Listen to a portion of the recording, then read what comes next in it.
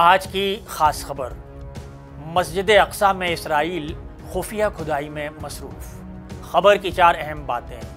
اسلامی شناخت ختم کرنے کی کوشش، اسرائیل کی خفیہ کارروائی کا ویڈیو وائرل، مسجد اقصی میں تاریخی نوادرات محفوظ ہیں اور فلسطینی اتھارٹی کے مطابق کھدائی ناجائز ہے۔ آداب، میں ہوں عبدالحی خان۔ اب خبر تفصیل سے۔ مسلمانوں کے قبلہ اول مسجد اقصی میں اسلامی نوادرات اور آثار قدیمہ کو تباہ کرنے کی غرض سے اسرائیل کے ذریعے اندرونی حصے میں کھدائی کا پتہ چلا ہے۔ فلسطینی اتھارٹی کی یروشلم انتظامیہ نے اپنی رپورٹ میں کہا ہے کہ اسرائیل خفیہ طور پر مسجد اقصی میں اسلامی نوادرات کو تباہ کر رہا ہے۔ لیک ہونے والی ویڈیو میں اسرائیلی حکام کی جانب سے مسجد اقصی کے احاطے میں غیر قانونی کھدائی اور توڑ پھوڑ کی کارروائیوں کا پتہ چلا ہے۔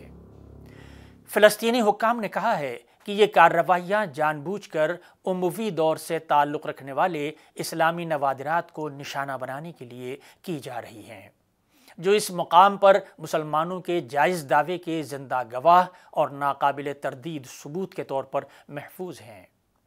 انہوں نے اسلامی خلافت کی حکمرانی کا حوالہ دیتے ہوئے کہا کہ جو 616 میں شروع ہوئی اور 750 میں ختم ہوئی۔ بیان میں کہا گیا ہے کہ اسرائیل مسجد اقصی کی تاریخی شناخت کو ختم کرنے کے مقصد سے اسلامی آثار قدیمہ کو تباہ کر رہا ہے تاکہ اس جگہ پر مستقبل میں یہودی عبادت گاہ کی تعمیر کی جا سکے۔ یہ کھدائی کسی بھی بین الاقوامی نگرانی سے ہٹ کر کی جا رہی ہے۔ تنظیم نے اسے ایک جرم اور بین الاقوامی قوانین اور نوادرات کے تحفظ کے معاہدوں کی کھلی خلاف ورزی قرار دیا ہے۔ اسی دوران مسجد اقصی کے اندر غیر قانونی کھدائی کی بین الاقوامی اداروں نے مذمت کی ہے۔ اسلامی تعلیمی اور ثقافتی تنظیم نے مسجد اقصی احاطے کے اندر کھدائی کی مذمت کرتے ہوئے کہا کہ یہ 1954 کے ہیگ کنونشن اور چوتھے جنیوا کنونشن کی صریحاً خلاف ورزی ہے۔ واضح رہے کہ اسرائیلی حکومت نے تل ابیب سے اپنے دارالحکومت کو شفٹ کر کے یروشلم کو اسرائیل کا دارالحکومت بنانے کا اعلان کر دیا تھا۔ اسے امریکہ نے منظوری بھی دے دی ہے۔ وہیں عرب ممالک سمیت دنیا کے کئی ممالک اس فیصلے کے خلاف ہیں۔